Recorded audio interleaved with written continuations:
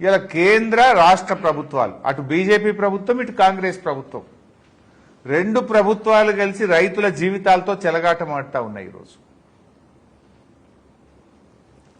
ఇప్పుడు నిన్న కొత్త సర్కులర్ ఇచ్చిండ్రు. నిన్ననే ఎకరాకు 2 యూరియా బస్తాలే ఇస్తారట. ఆ 2 కూడా ఇప్పుడు ఒకటట, నెలకు ఒకటట. ఆ 2 బస్తాలకు తిరగాలన్నట యాప్ కోసం.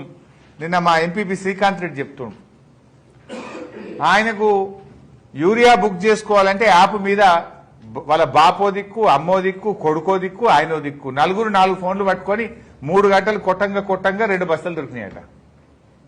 2 బస్తాల యూరియాకి ఇంట్లో 4 ఫోన్లు పట్టుకొని కొట్టంగా దలుగుతుంది, లాటరీ తగిలినట్టు. అది 2 బస్తాలు. అంటే ఇవాళ ఎకరాకు 2 బస్తాలే యూరియా ఇస్తామంటే ఏంది? కేంద్ర రాష్ట్ర ప్రభుత్వాలు రైతులంటే ఎందుకు ఇంత చిన్న చూపు? ఇవాళ ఇంతమంది ఎంపీలను గెలిపించి రాష్ట్రంలో అధికారంలోకి ఇస్తే మీరు యూరియా ఇచ్చే తెలివి కూడా లేదా మీకు? కేసీఆర్ గారు ఉండగా ఆటో డ్రైవర్కి చెప్తే ఇంటికాడ వచ్చి యూరియా వేసిపోయింది కదా. ఇలా 2 బస్తాలే ఇస్తారట.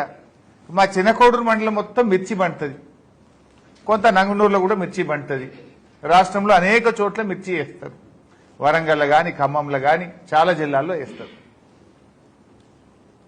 మిర్చి రైతులు ఎకరానికి 6 బస్తాల యూరియా వాడతారు, 5-6 బస్తాల యూరియా వాడతారు. నువ్వు 2 సంచులు ఇస్తే మరి మిగతా 4 సంచులకి అడిగి పోవాలి.